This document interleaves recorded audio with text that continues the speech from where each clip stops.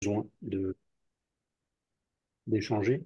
Euh, alors, je relançais le sujet de la vidéo pour les conférenciers parce que c'est un problème récurrent pour tous les conférenciers qui ne s'appellent pas Thomas Pesquet. Donc, Thomas Pesquet n'a pas de problème de vidéo, il n'a pas besoin de vidéo de lui en conférence. Tout le monde veut Thomas Pesquet en conférence. Il continue à ne pas en faire, ou très peu, il en fait pour des causes. Euh, mais quand on ne s'appelle pas Thomas Pesquet, c'est assez difficile de convaincre un client que vous êtes le bon conférencier pour son événement sur votre sujet. Donc évidemment, le fait que vous soyez compétent sur le sujet est un préalable et il va avoir trouvé ça sur LinkedIn ou il va faire partie, par exemple, de mes clients. Il m'a demandé un casting et je vais lui dire, écoute, je t'envoie que des fiches de conférenciers que je connais. Après, il y en a d'autres que je ne connais pas et que tu pourras trouver, mais je t'envoie des gens que je connais et que je peux garantir. Euh, mais néanmoins, c'est rarement une seule personne qui décide dans l'entreprise. C'est souvent un petit groupe de travail, dont des gens du comité de direction. Et donc, il faut équiper ces ambassadeurs, entre guillemets, de votre marque, d'outils capables de dire, bah, c'est ce conférencier-là qui nous faut pour notre événement. Voilà un descriptif de sa conférence. Voilà qui il est, donc le côté bio. Et puis, regardez, j'ai quelques minutes de lui en, sur scène. Je trouve que ça correspond bien à notre état d'esprit, à ce qu'on veut. Est-ce qu'il parle bien anglais, etc., quoi. On vend du spectacle vivant. La vidéo est le meilleur, probablement, le meilleur vecteur de publicité ou d'image de marque que vous puissiez avoir et qu'on peut transmettre à un client pour qu'il décide en très peu de temps. C'est-à-dire qu'en une page, il a le résumé de votre conférence, les tenants et les aboutissants, et en 2 minutes, il va comprendre physiquement qui vous êtes, le timbre de votre voix, la façon dont vous bougez sur scène, etc. Donc tout ça, évidemment, c'est ce que disait Bruno tout à l'heure, ça se travaille tant qu'on n'est pas, tant qu'on n'est pas content de son propre travail ou qu'on est accompagné par des copains qui disent il faut que tu travailles encore ceci ou cela. Il ne s'agit pas de balancer votre vidéo dont vous ne mettriez pas la moyenne. Mais quand c'est prêt, il faut absolument filmer et en faire un truc un peu sympa avec à la fin votre email, votre numéro de téléphone, le call to action, et puis pouvoir envoyer ça au prospect.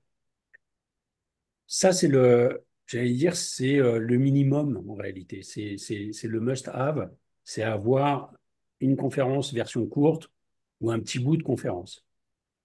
Si on, si on creuse un peu le sujet, le mieux, c'est d'avoir la bande-annonce, d'avoir le teaser du conférencier. Et le teaser du conférencier, moi, je vois plusieurs choses. Je vois qui il est, ses lettres de noblesse, et puis plusieurs extraits de conférences dans plusieurs tenues, sur plusieurs scènes, dans plusieurs endroits, pour montrer aussi que c'est un conférencier qui fait souvent des conférences. Donc là, évidemment, ça veut dire que il faut après, quand vous avez l'occasion d'avoir des demandes d'intervention régulièrement, faire en sorte de pouvoir en récupérer une vidéo, récupérer un enregistrement, avec évidemment une qualité d'image correcte et puis un son correct, puisque on va aussi juger de votre voix, votre prosodie. Jean-Marie, euh, ce que, euh, ce que vous avez à dire, comment vous le dites, etc. Donc, ça veut dire que cette vidéo, le premier jet, c'est le premier enregistrement que vous allez avoir l'occasion de faire de votre prestation de conférencier et qu'après, vous allez l'enrichir avec d'autres extraits ou peut-être la nouvelle couverture de votre dernier bouquin, etc. Donc, d'un extrait de conférence, vous allez, au fur et à mesure de votre carrière, développer le film du conférencier, donc la publicité. Quand on a réfléchi un peu avec Franck et qu'on a regardé ce qu'il y avait autour de nous et ce que les conférenciers nous envoyaient, euh, il y a vraiment beaucoup de choses qu'on peut faire à partir du moment où on a ce matériau audiovisuel. On peut en découper pour en faire des shorts de moins d'une minute que vous allez diffuser sur vos réseaux sociaux préférés. Donc, ça peut être YouTube, LinkedIn, TikTok, Instagram, etc. Euh, pour qu'on voit votre trombine hein, et qu'on voit de quoi vous parlez. Donc, c'est un petit peu l'exercice que vous avez fait là avec le pitch. Vous pourriez le faire aussi en vidéo. Mais c'est aussi des extraits de conférences ou des moments un peu drôles, un peu fun, ou des rencontres qui peuvent avoir lieu. Donc ça va être des shorts, ça va être ce film qu'on peut envoyer à un prospect quand on candidate. Ça peut être l'objet d'un post sur LinkedIn que vous allez épingler, vous savez, dans vos posts préférés, dans vos posts favoris. C'est-à-dire que quand on arrive sur votre profil, vous avez vu, on peut repérer, il y a 3, 4 publications que vous aurez mis tout en haut de votre page. Bon, bah, celle-ci peut en faire partie. Et puis, ça peut être aussi l'occasion de temps en temps de faire des mailings ou d'aller répondre, pourquoi pas sur les réseaux sociaux, quand vous voyez qu'il y a des sujets sur lesquels vous avez votre niveau d'expertise qui sont abordés par votre réseau sur LinkedIn, par exemple, vous pouvez très bien dire, bah, c'est exactement le type de sujet qui me préoccupe et sur lesquels j'apporte ma pierre à l'édifice.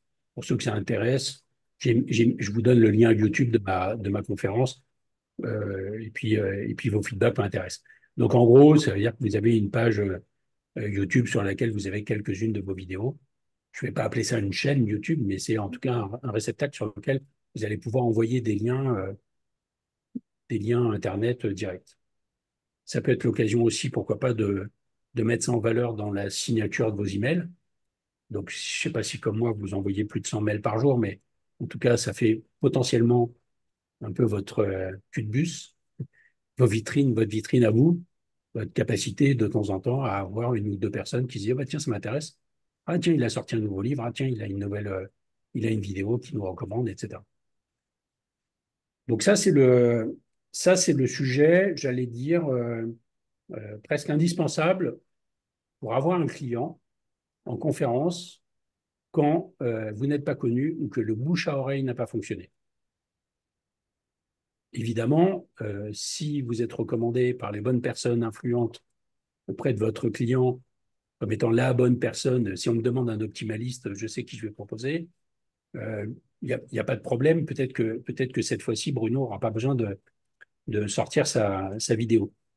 Mais si on me demande une conférence sur l'optimisme et que je présente Philippe Gabillet, euh, Michel Poulart et puis je vous présente Bruno parce que lui, c'est une nouvelle forme d'optimisme, c'est l'optimalisme.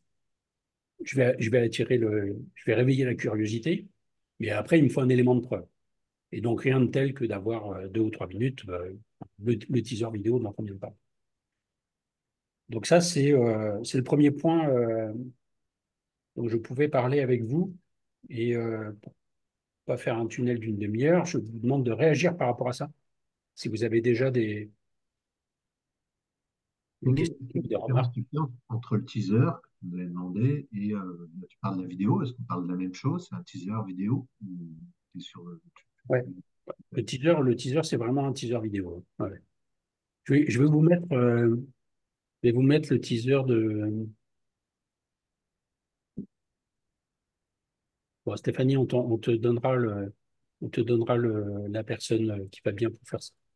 Je vous mets là le teaser de ma chérie. Alors, c'est non seulement parce que je le trouve bien, mais surtout parce que je le trouve très efficace. Donc, vous regarderez ça. Dedans, il y a tout. J'allais dire, il peut y avoir sa Légion d'honneur, mais aussi euh, un extrait d'une interview télévision, des extraits d'elle en conférence, etc. Donc, je vous mets ça. Vous verrez de quoi je parle quand je parle d'un teaser. On est vraiment dans une logique bande-annonce globale. OK? Donc ça, ce teaser, il va répondre sur qui est ce conférencier, de quoi il parle, pourquoi je le De choisirais, quoi parle? et puis, pourquoi je le choisirais, et puis pourquoi, enfin, et à quoi il ressemble quand il est sur scène. OK, ça répond à tout ça. L'extrait conférence répond qu'à ce dernier point. Donc, si on fait une version courte d'une conférence où on prend des extraits d'une conférence qu'on a réussi à faire enregistrer, ça répond à un point qui est enfin, comment ce conférencier est sur scène, quelle est son énergie. Ça m'est déjà arrivé d'envoyer des extraits de conférences et que le client me dise écoute, on voudrait quelqu'un qui saute un peu moins dans tous les sens. Ou au contraire, on me dise bah, tu sais, c'est un peu notre soirée anniversaire, on aimerait quelqu'un qui mette une pêche d'enfer. Donc, on va être aussi jugé là-dessus, sur notre personnalité. Il ne s'agit pas de changer de personnalité, évidemment, hein, mais enfin, il faut savoir qu'il y a ce côté un petit peu animal, un petit peu théâtral. Est-ce que vous êtes plutôt Lucchini ou Catherine Frost, quoi? C'est pas, pas tout à fait le même type d'acteur studio. Le teaser, 3 minutes, c'est trop long presque. Ça peut. Je lis hein, les questions en même temps, par exemple, de Stéphanie. Euh, c'est pas gênant de faire un teaser de 3 minutes. Il faut juste mettre les choses les plus importantes au début parce qu'on n'est pas sûr que les gens aillent jusqu'au bout. OK? Donc, si par exemple, pour vous contacter, il y a un email ou il y a un Linktree ou il y a un numéro de téléphone, bah, peut-être qu'il faut le faire apparaître avant la fin. Mais c'est tout, hein, c'est la seule précaution que je vais donner. Euh, il m'arrive d'être en visio avec des clients et de leur dire, mais attendez, là vous me parlez de quelqu'un, je vois exactement qui c'est, je vous lance la vidéo, je vous la partage et regardez ça. Au bout d'une minute, j'ai la réponse. Ah, c'est super ou non, c'est pas ce style-là qu'on cherche. Au bout d'une minute, j'ai la réponse. La vidéo, elle va pas en profondeur. J'en arrive donc si vous avez, on fait ça. Si vous avez des questions, vous les posez dans le chat. J'en arrive à la version plus longue. C'est et si je donne une version complète de ma conférence à mon client. Honnêtement, je crois que la semaine dernière, on m'a demandé 2 ou 3 fois pour deux conférencières différentes. L'idée, là, c'est évidemment le client qui a du mal à prendre un risque, qui veut être sûr d'avoir bien compris et que la conférence qui va être jouée, parce qu'il a compris que la conférence n'allait pas être écrite juste pour son événement, que la conférence qui va être jouée répond bien à son attente et que ça passe bien par les différents points qu'il a envie de présenter à ses invités. Donc là, c'est une conférence sur laquelle moi je mets sur YouTube un lien non indexé privé et que je détruis après 24 heures. Pour que cette conférence n'ait pas une vie que je ne maîtrise pas. Pas question qu'à un moment donné, un stagiaire le foute sur Internet ou que le client le mette sur son intranet, etc.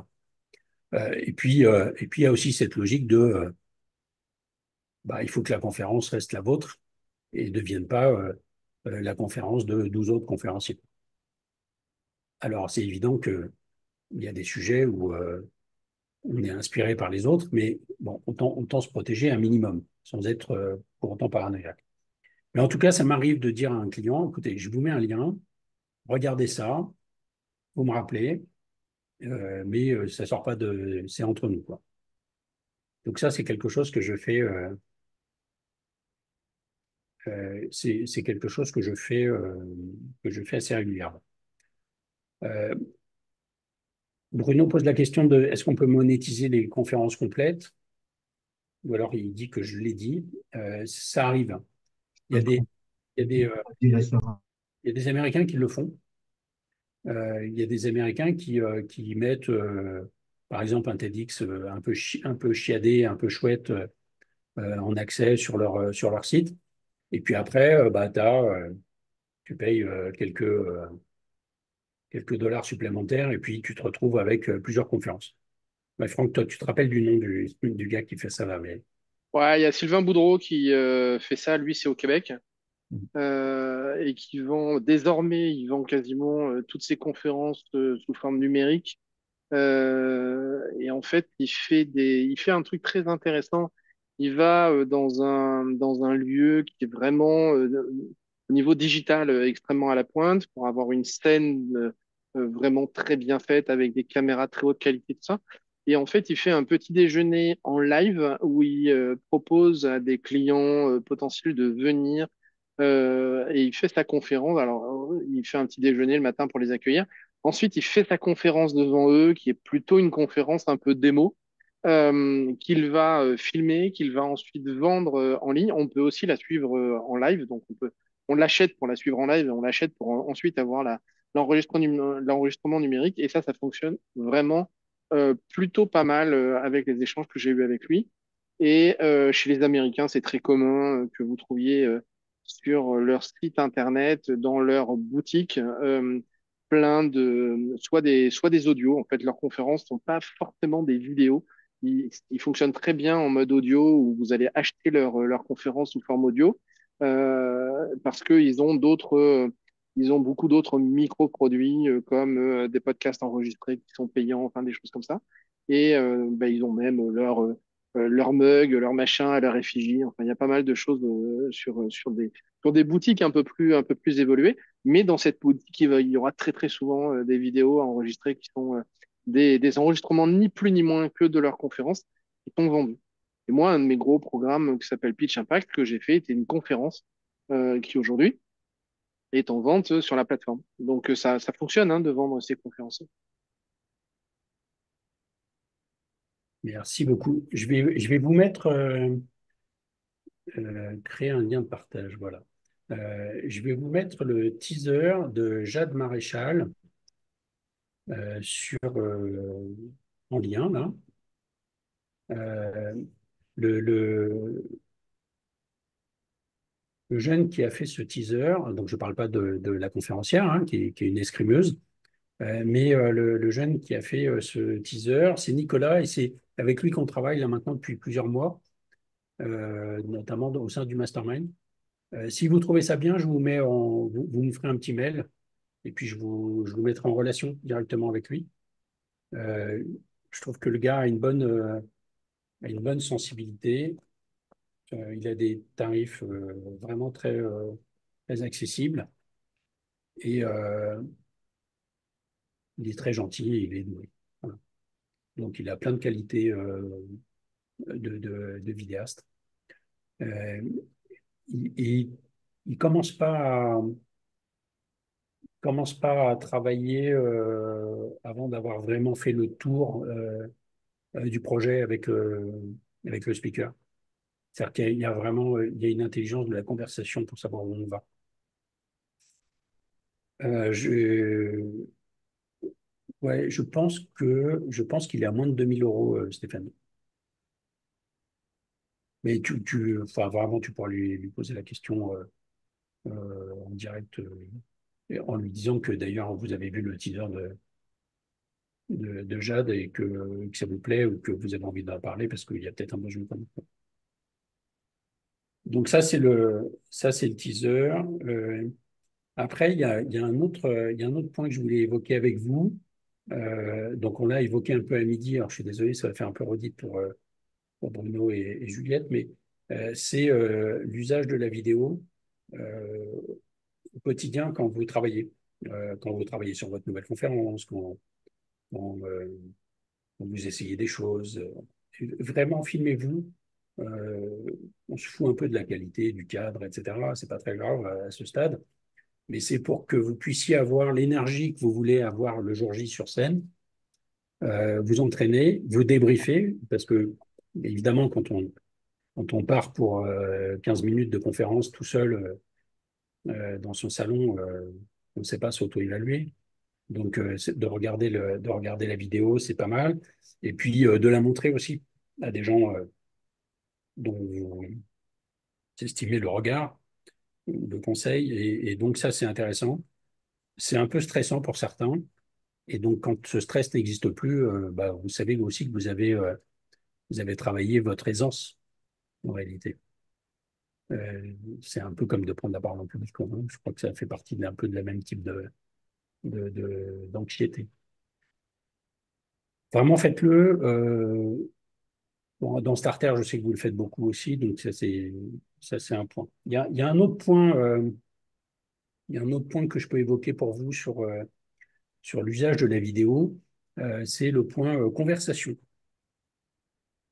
Euh,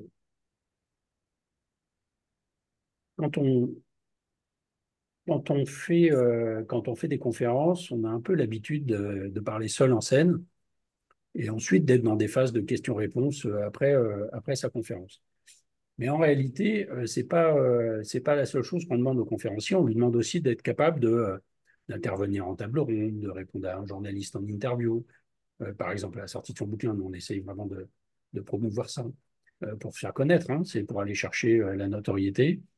Et puis, pourquoi pas pour cette phase de questions-réponses après la conférence. En tout cas, il y a la partie interview qui permet de répondre à des questions qui peuvent appeler certains propos qui pourraient sembler un peu prétentieux, mais qui ne le sont pas quand on répond à quelqu'un. Bon, je vais illustrer un peu mon propos. C'est de dire, bah, Juliette, votre conférence là sur le rapport des nouvelles générations avec les écrans, on parle d'addiction, mais bon, enfin, nous, on a tous constaté, mais vous, vous êtes docteur, donc on a l'avis d'une scientifique sur le sujet. Elle va répondre à cette question et auront entendu ceux qui nous intéressent, donc les clients, c'est que c'est une scientifique qui répond avec donc une profondeur, une épaisseur, enfin, une congruence qui nous intéresse. C'est pas juste la conversation de machine à café. Oh, les gamins, ils sont toujours sur leurs écrans, c'est pas sympa, machin. On va avoir quelque chose d'autre. C'est très difficile de dire ça soi-même, j'imagine, quand on se présente. D'ailleurs, on l'a vu pendant vos pitchs là, de 21 heures, les horror stories des pitchs de ce soir. Personne, évidemment, n'a n'a fait claquer ses galons, n'a n'est allé dire je suis la seule personne ou la première ou le meilleur, etc. C'est très difficile à dire. On reste dans une forme d'humilité probablement. En revanche, à un moment donné, quand on vend, il faut réussir à convaincre le client que vous êtes la bonne personne. C'est pour ça que c'est beaucoup plus facile de vendre quelqu'un que de se vendre soi-même. Moi, j'ai aucun problème pour dire que Bruno Adler est le seul qui m'emmerde pas quand il parle d'optimisme, que les autres me font penser à des benets, quoi. Et en plus, c'est des gens qui ont pas forcément réussi quoi que ce soit et qui disent bah, il suffit de sourire pour être heureux. Ça me gonfle. Lui, c'est un vrai rebelle. Il n'est pas dans le genre rire béat, mais en revanche, il a une technique pour faire en sorte que voilà, ça marche, que ce soit pragmatique, que ça fasse avancer les choses, et puis en plus avec le sourire et avec l'idée qu'on va y arriver. Donc ça, c'est intéressant. Bon, vous voyez le genre, c'est un peu comme ça que ces phases de questions-réponses peuvent vous valoriser. C'est-à-dire que vous valorisez, vous posez des questions, évidemment, sur lesquelles vous avez réfléchi. Vous aimeriez bien, quand vous posez cette question, pour pouvoir apporter ce type de réponse. Et puis en même temps, que ce soit dans la logique un peu d'inception, comme dirait Franck, c'est de convaincre le client à la fin que ah, là, il vient de voir une interview entre un journaliste et un conférencier, et que ce conférencier, il faudra bien qu'il vienne un jour ou l'autre dans le séminaire de l'entreprise. Donc c'est un peu compliqué, hein, mais c'est quelque chose que je trouve très intéressant. Alors, pour ceux qui sont pas bookés demain à 11h30, on en fait un en direct sur LinkedIn avec Guillaume de Cercey, donc qui est un colonel de la Légion française, Légion étrangère, pardon, et qui est interviewé par Christian Poncet, qui pour moi est un des meilleurs journalistes animateurs d'événements d'entreprise. Et on va diffuser, sinon je vous enverrai le replay, hein, pas de problème. On va diffuser une interview qu'on a enregistrée il y a 2 mois, qui est juste un face-à-face qui dure 10 minutes, et où la dernière question doit être, bon, et Guillaume, si on devait retenir 3 points de votre conférence, ce serait lesquels? Et donc là, à la fin, on finit par ce climax là qui dit bah, voilà pourquoi ma conférence est géniale, voilà ce qu'il y a dans ma conférence, voilà en quoi elle est utile pour vous. Et donc la fameuse question que posent tous les Américains, what's in it for me? Donc est-ce que cette conférence va me faire cranter? Est-ce que ça va changer la vie de mes collaborateurs, de mon entreprise? Est-ce que ça me fait progresser? Donc on est sur quelque chose que j'aime beaucoup, là, un nouveau format qu'a inventé Christian et que je trouve vraiment sympa, qui est l'interview. Alors on l'avait fait un petit peu avec Stéphanie, avec Juliette, après le on-stage, là, il y a 4-5 mois, là. Je m'étais un peu collé à ça, et c'était un peu improvisé, on avait eu l'idée le jour J. Là, c'est beaucoup plus léché, beaucoup mieux. Je pense que les questions sont posées par un pro, donc ça a plus de valeur.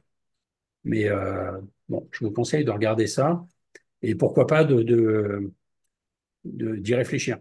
De dire, bah, tiens, si on devait me poser 6 ou 7 questions qui me permettraient peut-être de vendre plus de conférences, quelles pourraient être ces questions? Est-ce que vous avez des points que je dois approfondir là-dessus? Sinon, je pars dans des anecdotes.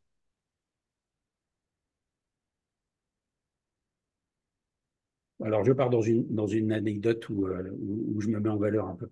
Un jour, j'ai un appel d'une directrice de com qui me dit le chef Etchebest voudrait vous inviter à déjeuner. Tu vois. Ils savent me parler dans cette maison, donc je vais à Bordeaux et je vais déjeuner avec le chef Philippe Etchebest. Et la DIRCOM dit bon, on a un problème. Le chef Etchebest veut faire de plus en plus de conférences dans son agenda entre les tournages de télé, ses travaux personnels, etc. Mais il veut faire plus de conférences, mais on s'est rendu compte qu'il n'est pas toujours très bon. Je tombe un peu de ma chaise parce que pour moi, je l'ai jamais vu mauvais, ce gars-là. Il a une personnalité particulière, mais je ne l'ai jamais vu mauvais. Et en fait, ils me disent, mais oui, mais si le journaliste est mauvais, le chef est mauvais. En fait, il s'aligne. Et si le chef, si le journaliste le fait chier, en plus, il devient un peu agressif. Alors là, on connaît le personnage, mais du coup, il n'emmène pas la salle, quoi. Je dis, mais alors, mais on ne parle pas de conférence, on parle d'interview, de table ronde, de choses comme ça. Ah bah oui, on parle de ça. Parce que, il y a encore 4-5 ans, Etchebest n'avait pas de conférence signature. C'est d'ailleurs comme ça que j'ai inventé le mot conférence signature, c'est en discutant avec lui. Évidemment, tous les chefs ont des plats signatures, mais il n'avait pas de conférence signature, donc j'ai trouvé ça assez drôle. Et on s'est mis à parler. 3 jours après, j'étais encore là-bas. Donc, on a bossé pendant 3 jours quasiment non-stop à écrire sa conférence, mais comme vous le faites dans Starter ou dans le Mastermind, etc. Enfin, je sais que Marine, tu le fais aussi. Voilà, comment on travaille pour avoir un début impactant, un contenu très riche et puis une conclusion qui emmène à un passage à l'action, quoi. Alors, si je la fais courte.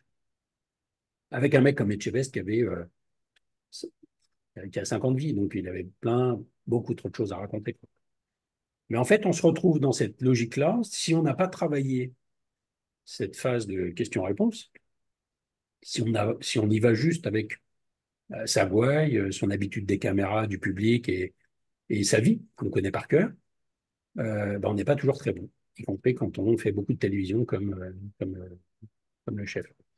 Donc j'ai trouvé ça intéressant aussi de dire que ça fait partie de ce que vous pouvez faire en vidéo, et en tout cas quand vous avez l'occasion d'avoir ce type d'échange, et que là, puisque ça peut être des échanges très courts, hein, si vous allez voir mon Instagram, là on s'est amusé à faire avec Franck et Vincent des échanges qui font 1 minute sur un point, on s'est marré comme tout, on a fait ça en 1 heure, mais on a un stock. J'ai pas le temps de diffuser tellement on a un stock. Donc ça, vous pouvez faire ça aussi entre vous.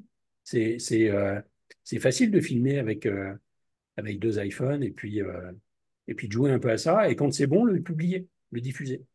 Parce qu'à nouveau, on va être dans ce sujet de on vous voit en vidéo, donc on vous apprécie ou pas, mais on vous apprécie, on vous juge, on se dit que tiens, ça répondrait peut-être bien au type de personnalité qu'on cherche pour notre événement. Et puis voilà, donc vous travaillez sur votre micro-célébrité. Il y a Aïna qui est arrivée, mais on n'a pas vu, on n'entend pas, on ne lui a pas dit bonjour. D'un seul coup, j'ai des scrupules. Désolée, je suis en train d'écouter depuis ma voiture et j'ai ma fille qui est en train de faire debout, donc je suis un peu en espion. Bon, n'hésite pas à intervenir si tu as des questions. Avec grand plaisir, mais je me fais discrète pour pas vous déranger au cas où elle se réveille. Personne ne dérange personne ici. Mais c'est super, c'est top. Les ingrédients d'un bon teaser vidéo. Il faut que ça réponde à, il faut que ça donne envie, évidemment. Ça, c'est l'objectif, mais c'est pas un ingrédient. Il faut que ça donne envie de rencontrer la personne et de la voir en conférencier. Je pense que il y a de la preuve sociale dans les ingrédients, hein, tu vois. Il y a de la preuve sociale. Donc, si tu as des témoignages clients, par exemple, c'est vachement sympa. Surtout si c'est des gens un peu capés. Il y a euh, montrer, si possible, le conférencier avec plusieurs vestes, plusieurs chemises, plusieurs tenues. Tiens, il fait plusieurs conférences. Voilà. On ne le dit pas, hein, mais je pense que ça contribue un peu à la preuve sociale. Il faut des punchlines qui ressemblent à vos messages purs. C'est que quelque part, euh, il faut que ça claque, mais que ce soit mémorable.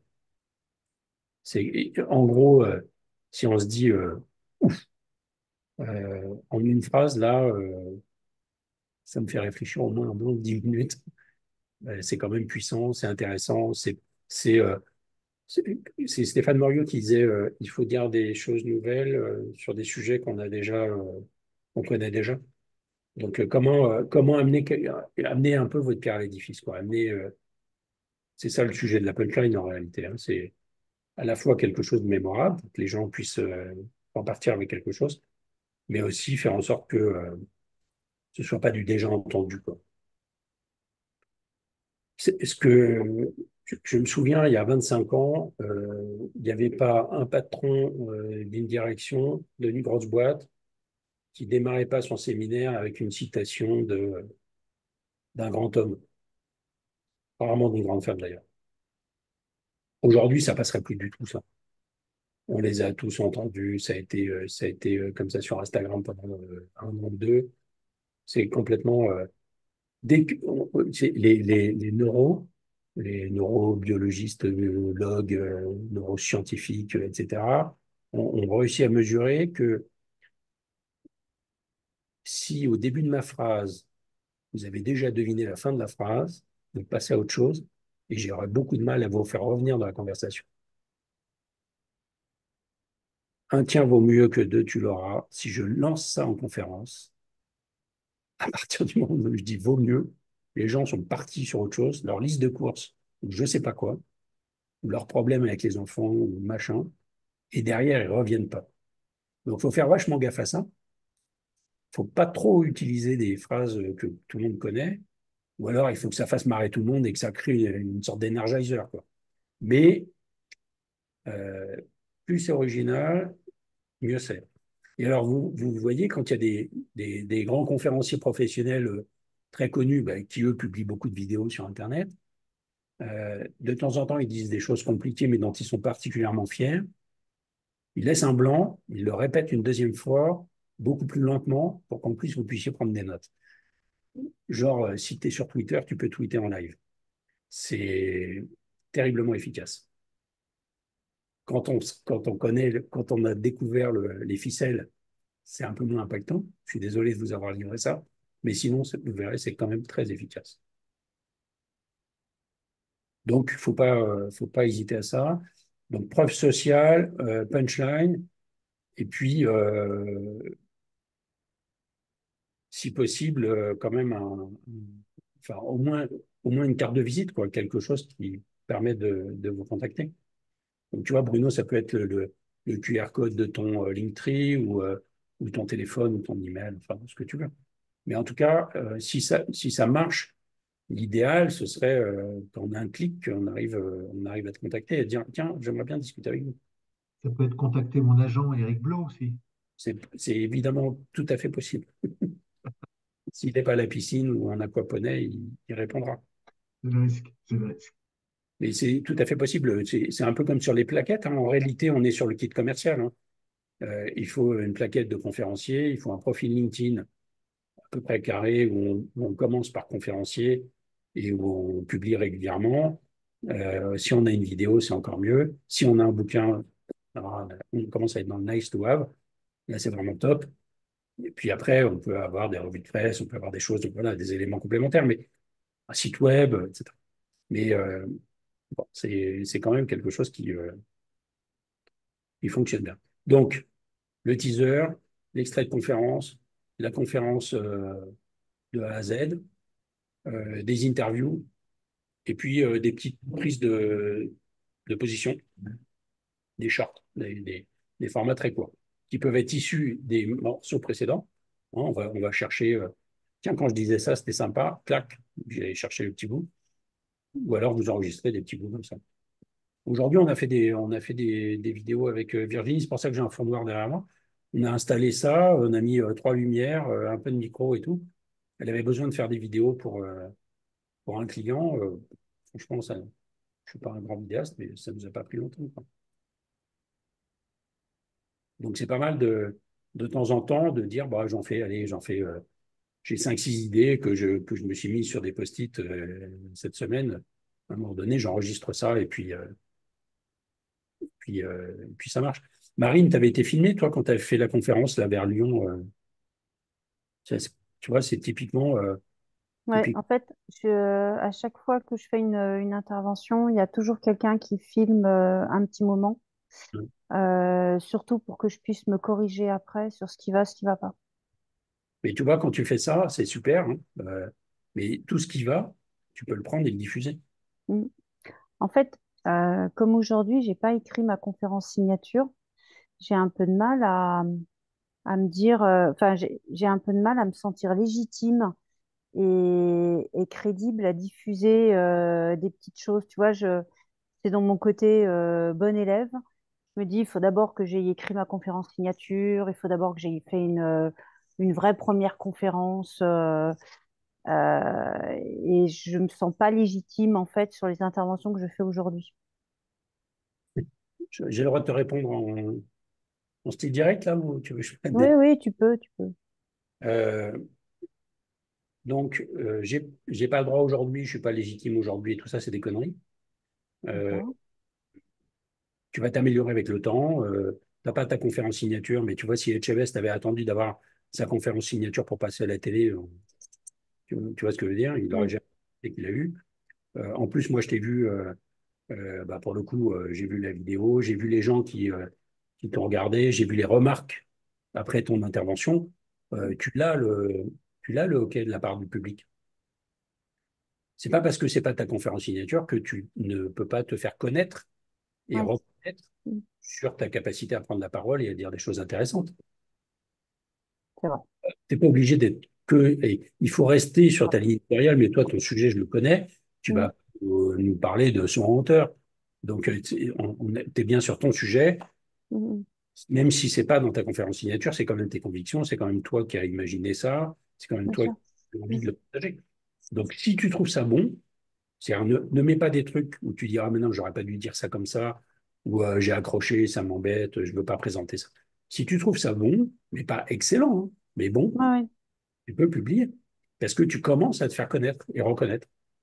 Ce qui t'empêche pas, et on en a parlé, de venir sur Starter et puis commencer à Mm. bosser, faire en signature. Ça Mm. t'empêche pas de le faire en même temps, tu vois.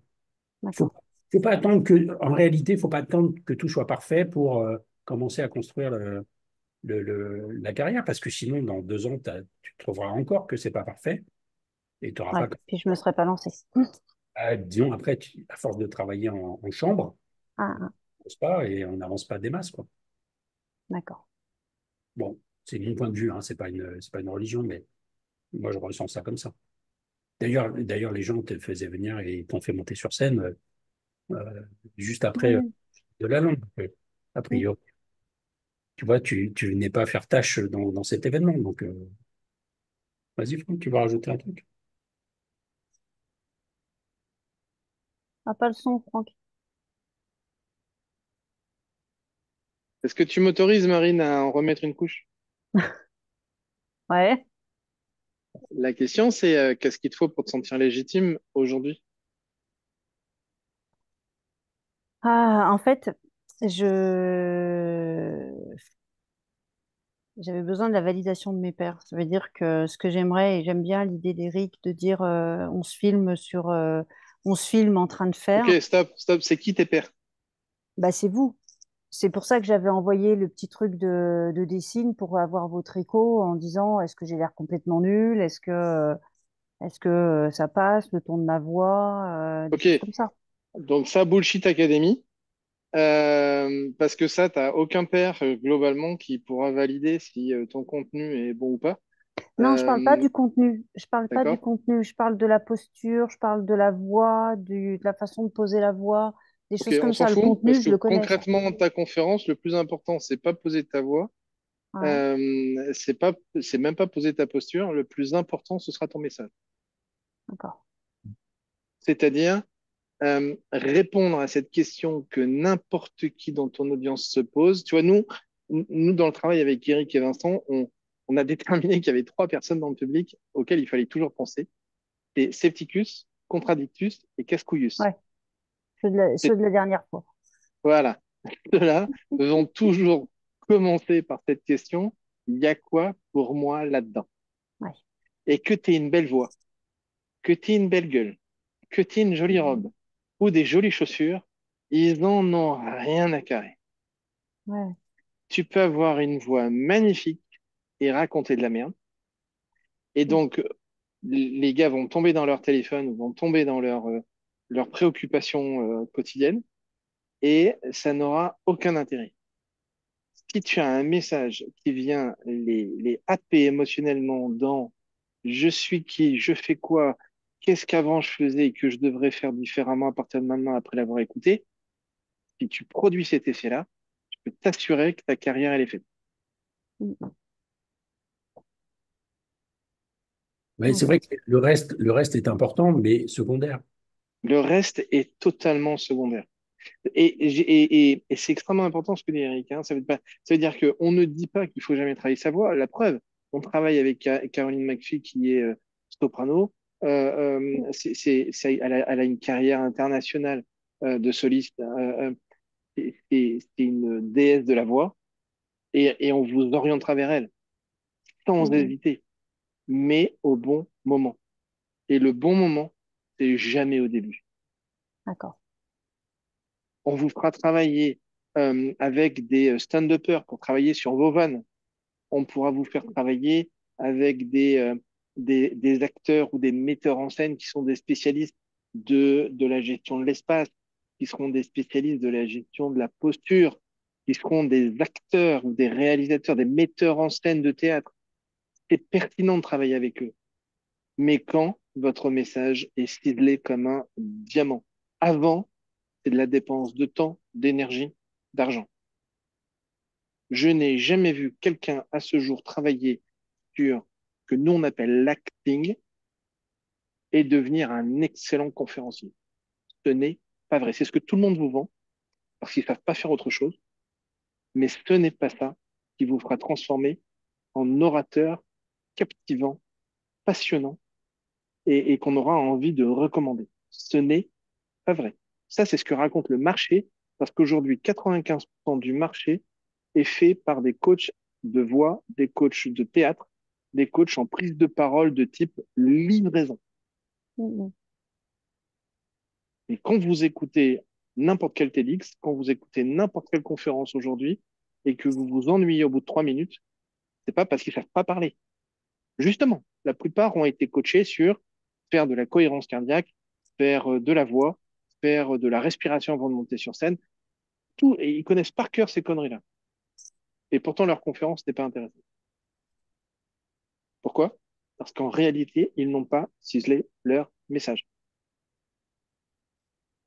Et ce Mm. qui est amusant, ce qui est intéressant, ce qui est même passionnant à observer, et ce que nous, on remarque depuis tant d'années avec Eric et Vincent, c'est que quand le message est extrêmement bien travaillé, comme par hasard, comme par enchantement, la livraison n'est pas parfaite, loin de là, ce n'est absolument pas ce que je dis, mais elle devient plus facile. Parce qu'on est aligné avec ce qu'on a à dire, parce que notre conviction, elle est profonde, parce que notre conviction, elle est vraiment ancrée dans notre ADN, donc il est plus facile de convaincre n'importe qui. Et c'est à ce moment-là qu'on se dit, waouh, là c'est intéressant. On va aller bosser avec un mec pour faire du stand-up. On va aller bosser avec un mec pour aller chercher des bonnes vannes. On va aller chercher quelqu'un qui va nous nous aider à mieux travailler notre voix, comme Caroline. On va travailler avec quelqu'un qui va être meilleur sur la scénarisation. On va travailler un peu plus le storytelling. On va aller chercher des stratégies hypnotiques au niveau de l'histoire. On va travailler tout ce truc-là qui est vraiment tous les outils de l'environnement de l'orateur. Parce que le Ça veut message, il est dire, pur. ça veut dire que tu peux à un moment proposer une intervention ou une conférence alors que tu as pas tout ça. Enfin, C'est évident. j'aime bien le message de JC, mieux vaut fait imparfait que parfait et pas fait. C'est évident. D'accord. Toutes mes Et ça te premières crame pas conférences, après. bien sûr que non. D'abord parce que le public qui est dans la salle, tu le reverras probablement jamais de ta vie. D'accord. Parce que ce public-là, de toute façon, eux-mêmes sont tellement, quand t'es mauvais, eux-mêmes enfin, et puis d'abord, il faut dire une chose, c'est que pourquoi aujourd'hui les gens font des standing ovations à plus savoir quoi faire? Parce qu'en fait, on ne leur propose que très rarement mieux. D'accord. Moi, j'ai vu des Français regarder des Américains sur scène. Les mecs se disent, ah, putain, mais c'est un ovni, le gars, quoi, en fait. Et ils comprennent pas, parce que c'est un autre niveau. Et évidemment que tu peux te présenter sur scène, commencer à faire des très bonnes conférences. Je dis pas forcément des conférences exceptionnelles, mais des très bonnes conférences. On va avoir tout ça, bien au contraire. C'est parce que tu vas faire ça et que tu vas le répéter très souvent que tu vas t'améliorer. Donc au contraire, Mhm. commence maintenant, même quand c'est pas prêt. Ok. C'est comme ton plat préféré, mais que tu refais à chaque fois. Exactement. Et Et que petit tu à petit, il est améliores au fur et à meilleur. mesure. Alors, en plus, je voulais dire à Franck que moi, pour le fait qu'on ait l'air con en jupe sur scène, ça m'arrange. Hein, C'est ça. problème. Et puis, je vais dire à Marine que comme je n'ai jamais vu ce qu'elle faisait, c'est la première fois que je la vois à l'écran. Écoute, je trouve ce que tu fais, c'est génial et vas-y. Facile ça. Bah oui. Ah ouais. Ah, mais c'est vraiment, c'est en faisant, c'est en forgeant qu'on devient forgeron, Mhm. c'est en parlant qu'on devient orateur. Donc, parler, parler, parler. Et par contre, ce que j'ai entendu tout à l'heure qui est super, c'est quand tu dis, j'ai toujours quelqu'un qui enregistre au moins un bout, parce que ça me permet de retravailler. Oui, nous, on le répète, les gens du mastermind sont ici, les gens du starter sont ici pour confirmer ce que je dis. On leur prend la tête avec ça en disant, filmez-vous et Mhm. re-regardez-vous. Si vous ne vous filmez pas et que vous ne vous re-regardez pas, vous ne pourrez pas progresser. C'est clair. Mhm. Ça fait plus de 20 ans que je fais des conférences. Je continue à me filmer et je continue à être Mhm. mécontent de ce que je produis. Et c'est ça qui me permet de m'améliorer. Ok.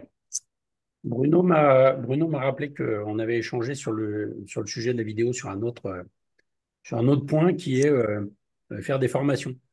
C'est vrai que alors, tout à l'heure, on disait avec Franck qu'on pouvait vendre des conférences, là, ce que fait le Québécois, mais que je vous invite à aller regarder, hein, parce que je sais pas, Franck nous mettra le nom du bonhomme, là, parce il est vraiment, vraiment Sylvain intéressant. Boudreau? Sylvain Boudreau, ouais. Ouais, je te le remets. Je vais vous trouver le. Vous pouvez le regarder, le gars est intéressant. Mais oui, c'est vrai que quand on est à l'aise ensuite avec la vidéo, bah, ça nécessite quand même quelques ajustements, quelle caméra, quelle lumière, etc. Quoi. C'est un peu chiant, mais alors là c'est pareil, c'est Franck qui il pourra vous donner plein de conseils pour pas dépenser trop d'argent, mais avoir quelque chose de correct. Il y a Philippe Boulanger aussi qui a fait une masterclass là-dessus, qui est vraiment très, très intéressante. Euh, mais quand on est à l'aise avec ça, on peut aussi dire, bah, je suis expert là-dessus, je fais de la sensibilisation au travers de ma conférence, mais je fais aussi des ateliers ou alors de la formation. Et ça, je peux les filmer et les vendre aussi. Donc ça rentre dans l'écosystème un peu global du speaker. Hein. C'est comment on gagne sa vie. Bah, on vend des bouquins, on vend des conférences, on vend des formations, on vend de l'accompagnement, etc. Enfin, il y a tout un tas de métiers on peut combiner comme on veut pour réussir à équilibrer ses comptes de fin d'année, quoi. Moi, Inc.ca, donc moi, Inc., vous comprenez que c'est un peu, c'est comme si en français on disait moi, CRL, quoi. Moi, SARL, pardon. Donc c'est pas mal fichu. Vous allez trouver des vidéos sur YouTube et aussi qui sont intéressantes. Bon, je crois que moi j'ai fait à peu près le tour de ce que je voulais vous dire euh, sur l'aspect vidéo. Il y a deux ou trois annonces qu'on peut faire. C'est de dire, bon alors, demain à 11h30, regardez si vous avez l'occasion. C'est-à-dire qu'il faut que vous alliez vous inscrire sur ma page LinkedIn dans la rubrique événements et que vous trouviez l'événement de demain. Bon, c'est un peu laborieux, mais après, ça marche. Euh, Sinon, je vous enverrai un replay. Donc, vous m'enverrez un mail et puis je vous enverrai le replay. Ça, c'est donc un format que on peut faire avec vous si vous le souhaitez un jour. On va refaire un on-stage. Alors, de mémoire, c'est le 7 juillet. Alors, vous voyez la photo de profil de Juliette. C'est une photo qui a été faite pendant notre dernier on-stage. Donc, ça fait des photos de speaker, hein. On est sur scène, on a un micro Madonna, on a choisi sa tenue, etc. Donc, j'ai bien vu que Bruno posait la question de comment on choisit sa tenue. Ben, on peut en parler. Donc ça, le 7 juillet, on fait un on-stage. Donc pour ceux qui veulent écrire les 12 premières minutes, enfin, non, écrire la version 12 minutes de sa conférence signature. Si vous êtes prêts, après, on va filmer ça tous ensemble. Il y a une contribution financière, mais en gros, on prend le nombre de participants, on divise les frais pour que ça ne coûte pas cher à chacun. Ce sera l'occasion de rencontrer Nicolas aussi, parce que c'est lui qui... Ah non, peut-être qu'en juillet, c'est pas lui, c'est son associé. Bon, enfin, peu importe. Mais en tout cas, bon, après, vous avez la version multicaméra de votre conférence courte, que vous pouvez découper et puis utiliser. Bon, je ne vais pas redire tout ce sur quoi on a échangé. Et puis, voilà, je crois que j'ai dit tout ce que je voulais dire. Enfin, je vous ai sensibilisé sur le fait que nous aussi, on faisait des petites vidéos sur Instagram, mais je vais bientôt les diffuser sur LinkedIn, je pense. C'est une vie. En gros, le format, c'est on prend une question d'un conférencier et puis on y répond. On essaie d'y répondre court, en 1 minute, en sachant qu'on est trois bavards. Donc là, vraiment, on se met un peu la misère. C'est assez drôle, mais c'est des formats que vous pouvez copier. Et puis, si vous voulez faire votre teaser et tout ça, je vous mets en relation avec notre Nicolas, là, qui est un peu, qui a cette sensibilité-là et bon, qui est disponible. Donc, autant sauter sur l'occasion. Salut JC, je vois que tu dois partir. Voilà, donc fin de cette première heure avec le sujet vidéo. J'espère que j'ai répondu à plein de vos questions, vos attentes. Et puis sinon, bah, si vous avez d'autres questions, n'hésitez pas. Et puis après, sinon, on ouvre les autres sujets. On a déjà la première question de Bruno sur la tenue vestimentaire du speaker, mais je vous laisse finir déjà pour être sûr que on a bien épuisé le sujet vidéo, que tout le monde est OK là-dessus.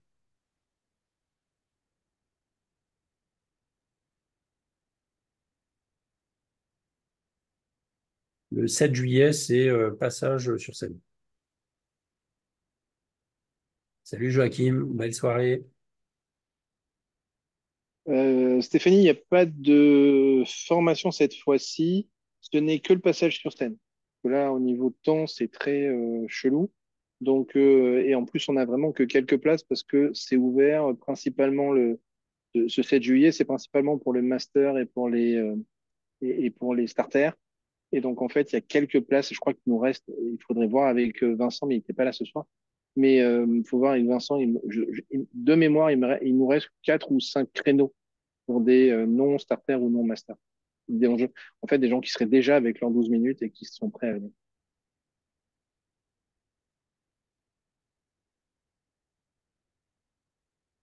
Oui, on le fait dans un autre théâtre. C'est un Alors, nouveau théâtre. c'est toujours un théâtre de Dan Bollander, mais une salle plus grande. Donc, on aura un autre décor, une autre ambiance. Ce qui permet justement, dans un teaser, d'avoir plusieurs points de vue différents. Le choix de la tenue, donc on passe dans le nice to have. En fait, je trouve que le choix de la tenue est assez important quand on parle du personal branding du conférencier. Moi, je rêve de conférenciers qui physiquement incarnent leur logo comme c'était le cas de Karl Lagerfeld, quoi. En 3 coups de crayon, tu reconnaissais Lagerfeld, ses lunettes, ses cheveux blancs avec sa natte et un col à tarte. Moi, j'adore ça, en fait, quand le speaker a ça. Donc, pour pas répondre à ton point, Bruno, mais à un point de quelqu'un que tu connais bien, Éric Mesnier. Euh, on a beaucoup travaillé ensemble là-dessus. Et je lui disais, moi, j'ai vraiment un problème, c'est-à-dire que j'aimerais bien, quand tu montes sur scène, voir un gendarme de haute montagne. Tu peux pas continuer à porter l'uniforme quand tu es en retraite, enfin quand tu es parti. Mais on connaît les codes couleurs, quoi. Tu prends des vêtements techniques de haute montagne, tu me prends un sac à dos qui ressemble à un sac de secouriste, une radio La VH. tarte. Ouais, mais tu vois, bon, sans être trop dans sans être trop dans le déguisement, mais ça peut être quand même un peu reconnaissable. C'est-à-dire que on se dise, ah ouais, ouais, ok. Et que quand il balance des vidéos et des photos où on le voit en exercice, que ce soit pas trop éloigné de ça. Je pense que ça, c'est important. Euh, et donc, il m'a fait 2 conférences depuis euh, chez mes clients où il est venu avec une chemise à carreaux, des caterpillars et un blouson sans manches et un jean. Et je lui ai demandé s'il se foutait de ma gueule. Donc, donc il m'a dit, mais bah quoi, Oui, euh, il m'a pas dit oui, mais il m'a dit, bah, c'est bien quand même. Je lui ai dit, oui, le bûcheron canadien, c'est Oui, bien. voilà. Mais t'as pas l'accent québécois et puis c'est pas, enfin, c'est pas le sujet, quoi. Si les fans des Monty Python, ça passe. Alors moi, j'ai une question par rapport à celle de Bruno sur la tenue. Il se trouve que je n'arbore sur scène forcément qu'un t-shirt avec un justomètre dessus, Hein. en taille, parce que j'ai une interaction publique. Je me vois difficilement avoir une autre tenue. C'est pas simple. Moi, j'avais pensé un peu à un truc à la Hardison, c'est-à-dire que tu as la même tenue tout le temps, ce qui fait que tu es un peu, ouais, Charlie, comment on se fait repérer, quel que soit l'endroit où tout d'un coup quelqu'un nous voit, quoi. C'est assez important. Et c'est assez important même après la conférence, pendant la phase cocktail, par exemple. Si vous intervenez dans un événement inter-entreprise, un club de jeunes dirigeants, un APM ou je ne sais pas quoi, il faut que les gens qui ont envie de venir discuter avec vous retrouvent facilement, même s'il y a 300 personnes au cocktail. Bon, moi, je suis tranquille, c'est fait. Mais c'est vraiment bien. Je trouve que c'est vraiment c'est un outil. Et je me suis fait piéger. Là, vous voyez, j'ai un t-shirt Lead 20, qui est la couleur officielle chez nous. Et sur une conf avec des profs au stade Marie-Marvin au Mans, euh, j'ai pas vu la salle avant, c'était pas possible. Enfin voilà, c'est la vie. En fait, tous les murs sont rouges. Non, pas Et visible. donc forcément, donc depuis, on a sorti une collection de t-shirts en couleurs différentes. Et on est en train d'essayer de réfléchir à faire pareil avec le juste maître. Lui, il gardera toutes ces couleurs et d'avoir un coin un t-shirt rouge, un bleu, un vert. Voilà. Si le fond, si je vois le fond bleu qui est en bas derrière, le fond d'écran de la photo de Juliette, effectivement, pas me retrouver au dernier moment, genre, ah bah vous savez pas, on a repeint depuis la dernière fois, de me dire, bon, bah, c'est pas grave, j'en sors un autre de la valise, et puis comme ça, ciao Cécile. Et comme ça, je suis prêt. Mais tu parlais de tenues différentes. Non, je pense que c'est bien. Enfin, Non, non, je dis pas bien ou mal, c'est des questions, quoi. on peut pas, je pense qu'on ne peut pas avoir, on peut pas se dire, j'ai ma tenue toujours la même de conférencier si on n'est pas à l'aise avec ça. C'est-à-dire que Bah, ça va alors. il y a beaucoup de femmes qui aiment bien pouvoir changer de tenue en fonction des saisons, etc. Je comprends le sujet. Mais il faut pas ressembler aux autres. Il faut quelque part avoir quelque chose d'un peu. euh, Vous êtes la star de la soirée, hein, entre guillemets. Hein. Je trouve que c'est quand même intéressant. Et puis, il faut être fier aussi de sa tenue parce que quelque part, il y a cette esthétique quand on est sur scène. Si vous êtes filmé, si les gens font des photos, si ça sort sur les réseaux sociaux, il faut que vous soyez un peu content de vous, bah, du résultat. Souvent, il y a un oui. joli éclairage, il y a un joli point de vue, etc. Donc, c'est quand même pas mal. Que... Mais tu vois, Bruno, quand tu joues avec tes casquettes, je trouve ça très bien. C'est c'est plus de l'accessoire que de la tenue. Mais je trouve ça très bien. Je trouve que ça crée une accroche supplémentaire. Euh, Stéphane Moriou, au début de son activité de conférencier, les clients ne se rappelaient pas de lui. Vraiment, ça a explosé avec la sortie du bouquin. Hein. Mais avant, c'est vrai qu'on disait, bah, tu sais, c'est le mec avec le vieux pull moche. Alors lui, il disait, ah, c'est pas le vieux pull moche, c'est le pull de la grand-mère. Mais Mm. non, les gens l'appelaient, le gars, le conférencier, ouais, au vieux pull moche. Bon, bah Ok, voilà. ok. Il avait réussi à créer ce gimmick qui était intéressant. Ouais, c'est comme Cédric Villani avec sa broche où tu as toujours une araignée différente. Ouais. Même si tu le reconnais pas tout de suite, tu dis, ah, mais tu l'as vu tellement de fois avec la même broche que forcément tu percutes, quoi. Ouais. Après, je sais pas, il y a des gens qui sont un peu spécialistes là-dessus, parce qu'on parle de vidéo, tu vois, des gens qui te font de la vidéo. Moi, franchement, j'ai aucune notion. Enfin, je suis incapable, je suis daltonien en plus, enfin, tu connais le problème. Mais je serais incapable d'avoir une tenue, je dis, c'est OK, quoi. Alors, je mets un costume classique, mais je trouve que c'est con d'être en mode classique par rapport à ce que je défends, quoi. Ouais, ouais, mais enfin, là aussi, on peut être en mode. Gabillet et Michel, en costume classique, etc. Je trouve, enfin, sur l'optimisme, il faut que ça puisse être un peu plus, enfin, que ça peut être un peu plus. Bruno, prends ton costume de scène préféré. Moi, j'ai J'ai pas- rencontré un mec qui était agent immobilier quand il était jeune. Et il avait cru qu'il fallait avoir des belles chaussures cirées, un costard et bien présenté. Et en fait, il passait son temps à faire ça, puisque sa chemise avec la cravate, ça le gênait au col. Et non, il a bossé avec une charmante demoiselle qui lui a dit c'est quoi votre tenue du dimanche? Ah, j'aime bien les pantalons en velours et puis une chemise un peu plus tranquille, tout ça. Elle lui a dit bah, vous embêtez pas, ça se voit, vous n'êtes pas à l'aise, donc mettez la tenue qui vous va bien. Puis elle l'a emmené pour choisir un truc voilà, qui était pas tweed, un peu, voilà, un peu joueur de golf, mais effectivement une tenue dans laquelle lui se sentait tellement à l'aise. Après, ça roulait tout seul. ouais, enfin, le pantalon de cœur, enfin, là, je suis moins. Ah non, je parle, je te dis pas que je t'ai vu qu'une fois, je vais pas te dire de pas un pantalon velours. Moi, je te rêve bien en tutu avec une plume, comme disait Serrault, mais ça, La plume, t'as une idée de l'endroit c'était exact? pour me relier au proctologue de tout à l'heure. J'essaie de le suivre. L'astuce quand même, c'est ouais, presque d'aller faire un peu de shopping, tu sais, en mode personal shopping, là, et Hein. puis faire des photos iPhone, et puis dire, bah là, je me trouve bien, quoi. Voilà, tu vois, et puis après, Ouais. voilà, C'est pas mon truc, mais pas je vais trouver trop. un coach en loup. Il y a du personal shopping, il y a des gens comme ça qui te disent, bah, avec votre couleur de peau, votre couleur de cheveux, vos yeux, machin, plutôt ces couleurs-là. Enfin, moi, je suis comme toi, j'y connais rien à ça, mais je sais que, en revanche, sur le sujet, donc, pourquoi tu voudrais pas être habillé de manière, j'allais dire, ordinaire, comme du mec qui va au bureau à la Défense? Hum, Là, tu as un vrai sujet que tu peux creuser.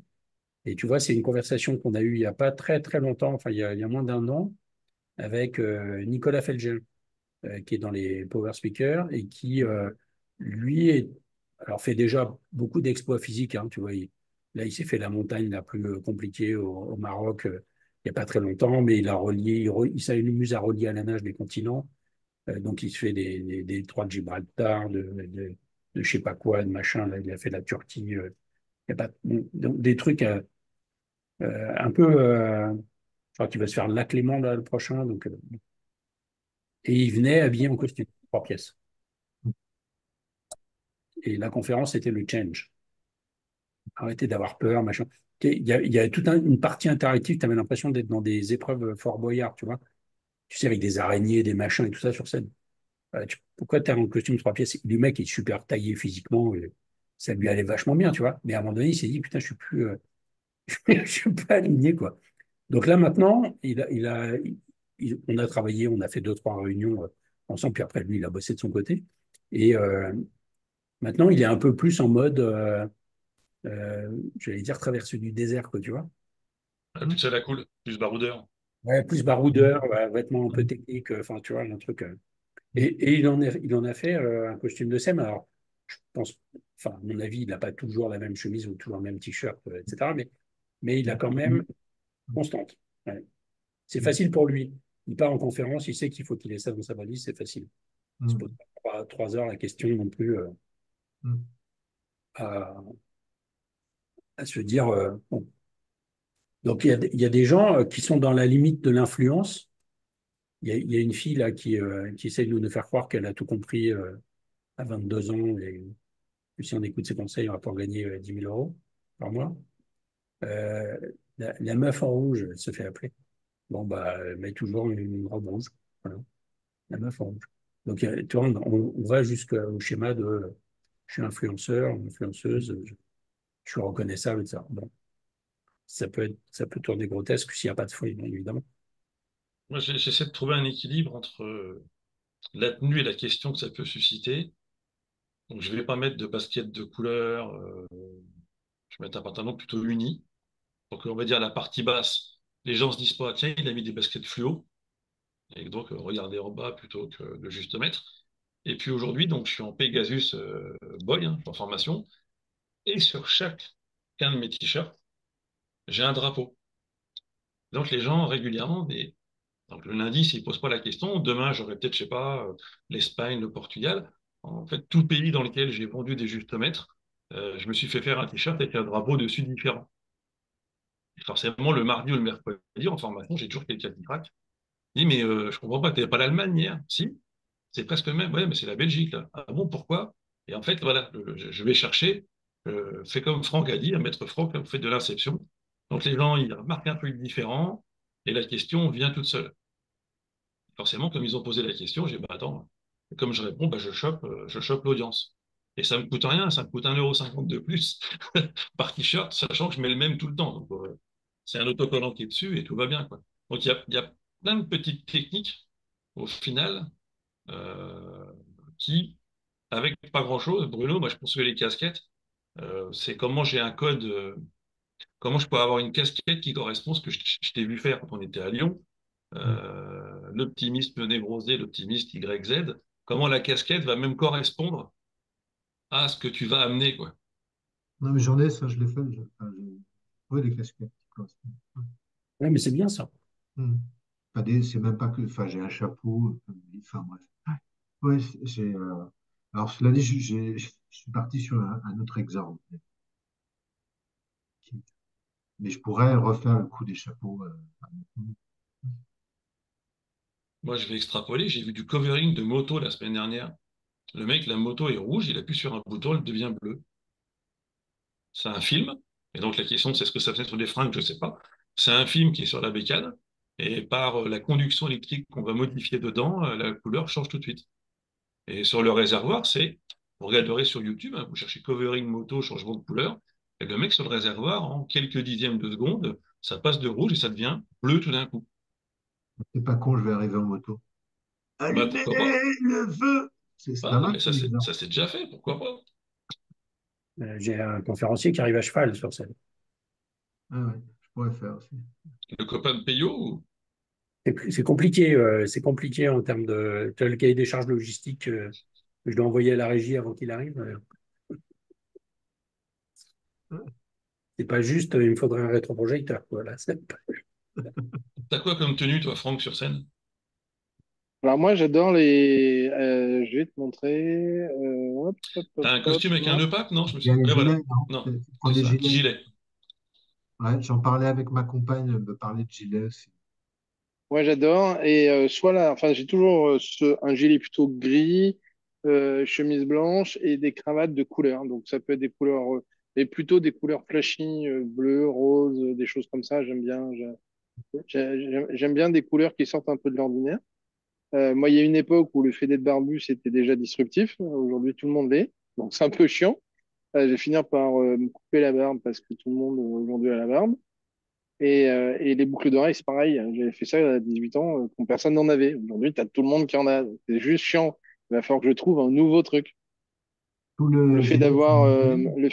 le fait d'avoir les tatouages aussi, j'avais souvent les manches courtes pour montrer que j'avais des tatouages parce que c'était des choses qui se faisaient, comme ils sont sur mes avant-bras, c'est des choses qui se faisaient pas beaucoup non plus à l'époque. Mais le problème, c'est que maintenant, tout le monde fait des trucs qui veulent tout ce qui sortait de l'ordinaire. Aujourd'hui, tout le monde l'a. Donc, à la limite, ça va être de redevenir normal sans rien qui va devenir un peu exceptionnel. Donc, voilà, c'est à trouver, quoi. Tu mets une gaine sous le gilet? Maintenant, je suis obligé, ouais. C'est mon côté, quand même. Tu vois, le gilet, j'ai les stretch. Mais tu sais que la conférence que j'ai fait à la FCP en mars de l'année dernière, je m'étais filmé et c'est après avoir vu cette conférence que Je me suis remis à faire du sport, à marcher tous les jours pendant 1 heure, parce que je trouvais que mon profil ne correspondait plus tout à fait à ce que je voulais qu'il soit. C'était Un petit côté Hitchcock. c'était une catastrophe. Et je le jure sur tout ce que je possède, dès le lendemain, je suis passé comment on appelle ça, là, le truc où tu bouffes que pendant certaines heures et tout ça, là, je sais plus comment on appelle ça, Le jeûne intermittent. le jeûne intermittent, qui m'a fait perdre 10 kilos, 15 kilos. J'en ai repris 10, donc j'en ai quand même perdu 5 au bout d'un an. Mais je vais y arriver, je vais y arriver, je vais m'y remettre là, parce que j'ai refait une vidéo et je constate que même avec -5, ça me convient pas. Donc, je vais trouver une solution. Et j'ai ma femme très, très gentille qui me tapote ma cuisse d'à côté pour me dire, oui, c'est ça, mon chéri, tu y arriveras. Donc, voilà. Mais ouais, au niveau des vêtements, moi, je peux rejoindre que Eric là-dessus. C'est important d'avoir une forme de signature. On en revient toujours à cette idée de Ouais, signature. ouais, C'est ouais, que j'ai bien on compris. puisse être facilement repéré. J'ai une amie que j'aime beaucoup qui s'appelle Biba Pedron, qui est une Française installée aux États-Unis depuis, ça va faire 20 ans maintenant qu'elle est là-bas. Et elle, c'est Red Queen. Red Queen, c'est la reine rouge. Et elle est tout le temps, tout le temps, tout le temps avec des fringues rouges. Et sur scène, on la repère. Et là-bas, en fait, ce sont d'ailleurs, ce surnom, c'est les gens qui lui ont donné. C'est même pas elle qui l'a choisi, c'est les gens qui lui ont donné. Et elle se l'est appropriée parce que son audience, en fait, adorait cette idée-là et elle était vraiment reconnue par cette manière-là. Alors après, il y a toujours l'effet un peu pervers qui fait qu'après, tu es aussi enfermé dans une signature comme ça, elle pour le coup, où des fois elle dit, ouais, j'aimerais bien m'habiller autrement et bon, ça fait chier parce que je suis obligé de m'habiller comme ça. Et ça, on l'a dans cet effet pervers de l'accentuation, on l'a partout, hein. Sur les vidéos YouTube, on a un client assez chouette qui fait partie des power speakers aussi, qui, lui, faire des vidéos YouTube aujourd'hui, il le dit, ça me saoule, mais ça fait tellement partie de mon business que je n'ai plus le choix d'en faire.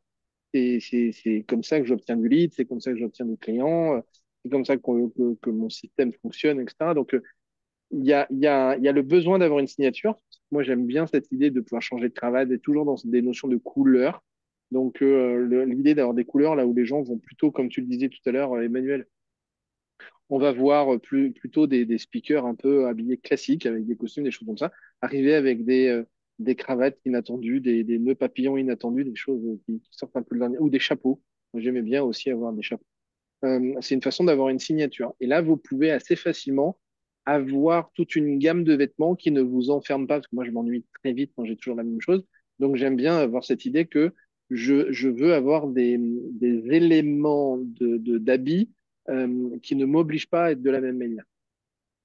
Moi, j'aime beaucoup le côté un peu motard. Moi, je suis motard. J'aime beaucoup les vêtements type motard. Moi, je me verrais très bien avec un style motard pour aller faire une conférence très sérieuse auprès de dirigeants pour justement leur montrer, faites les choses sérieusement, mais sans vous prendre au sérieux. Tu vois, c'est toujours ce message moi, que j'ai eu dans beaucoup de mes conférences qui démarrait avec le Dark Vador et avec un nœud rouge sur le nez du Dark Vador pour dire aux gens, voilà, Dark Vador apparaissait, faites les choses sérieusement. Le nez rouge apparaissait dans le PowerPoint juste après, et je rajoutais la phrase sans vous prendre au sérieux. Et le message, il était donné dès le départ, le là était donné dès le départ, et mes vêtements souvent montraient cet effet-là. Je pouvais être avec des vêtements Harley Davidson ou des choses comme ça. Et l'important, encore une fois, c'est d'être très cohérent entre son message, enfin pour moi, c'est d'être très cohérent entre son message et ses habits, sa façon de se comporter, sa façon d'être, etc. Je trouve que c'est là où on gagne des points. Ouais, mais là, j'entends le message, mais je ne trouve pas je n'arrive pas à imaginer une tenue qui je sais pas. Après, par rapport à l'objet, effectivement, il y a un côté enfermement. Ce qui est compliqué, je trouve, alors, moi, de toute façon, je suis coincé, donc je suis tranquille d'office. Euh, c'est de trouver l'objet, ou à la rigueur, c'est pas l'objet que les gens vont regarder, ou se demander, toi, tout à l'heure, quand j'ai proposé Eric, le mec qui vient, c'est un ancien chasseur alpin, il vient avec la tarte. Pour ceux qui connaissent pas, c'est le fameux chapeau qu'on a pour les chasseurs alpins, un gros béret. Bon, ben, je le prends, après, je le plie, et à la rigueur, si j'ai une manchette d'épaule, comme un militaire, je le range là. Après, je l'ai plus sur la tête. Donc, ils l'ont vu, ceux qui connaissent les chasseurs alpins, où il le dit, puis après, il le range, et il devient lui-même, et il est plus la tarte qu'il a sur la tête. Donc, c'est de trouver Mais cette espèce de... les objets intrigants, c'est un effet qui fonctionne très bien sur scène. C'est un effet de scène très, très intéressant. Après, vous pouvez vous débarrasser d'un objet intrigant. Vous le posez Mhm. sur une petite tablette et l'objet intrigant, il vous a fait votre Dark Vador, il vous a fait votre entrée. Il a été l'usage qu'on lui a donné. C'est-à-dire que je veux intriguer mon public avec cet objet-là. Une fois qu'il a été utilisé, on ne va pas le garder tout le long. Ça n'a pas de sens, ça n'a pas d'intérêt. Donc, on va s'en débarrasser. On va le poser sur une tablette. On va demander à avoir une petite table. Voire même, j'en ai vu des fois le jeter derrière le rideau du fond parce qu'il s'en débarrasse. Peu importe. L'idée, c'est j'utilise les objets au moment où j'en ai besoin. Comme un magicien, j'utilise un objet au moment où j'en ai besoin. Si j'ai besoin, je vais le chercher. Quand j'en ai plus besoin, je m'en débarrasse. Ouais, parce que la casquette, tu vois, enfin, rester toute une session avec une casquette, c'est too much. Oui, Autant oui, je suis essayer assez de- d'accord. ouais. Je suis assez d'accord. Et l'idée, après, c'est de jouer avec ce gelé et puis je la balance, Quand c'est fait. je la fous ailleurs. Et puis voilà, surtout encore une fois, c'est pas quelque chose de fragile, c'est pas quelque chose que je peux balancer et qu'il va falloir que je remplace à chaque fois. Voilà, ce sont des objets avec lesquels on peut faire de rapides manipulations. C'est assez facile. On se mettre une casquette de capitaine Haddock. Non, mais je ne suis pas capitaine Haddock, mais capitaine Happy. C'est pas capitaine Happy, ça ressemble. Je suis passé de Monsieur Ronchon à capitaine Happy. Enfin, j'essaie de jouer sur des trucs. Je ne me Ouais, mais vois c'est pas rigolo. rester de la conf avec une casquette, quoi, avec une casquette de marin. Donc, l'intérêt de s'en débarrasser, Ouais, voilà, ouais. je la prends et je la pose sur une table, sur un machin, sur un truc, peu importe. Il y a plein de moyens d'organiser ça. Mais effectivement, je n'en ai plus l'utilité. Je la plie, je la mets dans la poche arrière. Encore une fois, ça, c'est vraiment pas un problème. Je ne sais pas si vous avez vu, il y a aussi une période, je pense qu'on fait un peu moins ça maintenant, mais ça marchait bien pourtant. C'était des gimmicks, enfin des petits objets. Par exemple, tu faisais une conférence sur la chance et tu décidais que le jeton de casino, peut-être incarnait, enfin représentait, illustrait la chance. Et en fait, tu collais, enfin j'avais vu un conférencier qui faisait ça, il collait sous les sièges dans la salle et donc chacun repartait avec un jeton. Et j'ai trouvé ça assez sympa en fait. Tu Ouais. offrais un peu un cadeau qui était quelque part ta marque de fabrique. Alors après, tu peux construire ton logo, tu peux être sur LinkedIn en photo avec le devant, etc. Tu vois, c'est Je, voilà. je, je suis dessus avec un pote sur effectivement le goodies et Péchu, enfin, tu vois, qui rappelle le podcast et que je pourrais mettre sur les conférences, parce que c'est le modèle pêche, donc c'est la continuité, le podcast. Après, je me dis en ce moment, faire des trucs en Chine qui ne servent pas forcément. Enfin, tu vois, je trouve qu'on est peut-être plus dans le mood. Ouais. Il faut que tu Alors, achètes des pêches. entre c'est fait loin et ça ne sert pas énormément, tu as des gens que ça peut choquer, quoi. Enfin, c'est pas tendance, je crois. Cascouillus. La cascouilleuse dans la salle. Mais c'est vrai que Ouais. tu dois faire un sirop de pêche bio. Voilà. Ouais, enfin, après, ça coûte moins, ça coûte Bon, plus cher. rouler sur les aisselles, ça suffit. Ouais, Claude, c'est ça.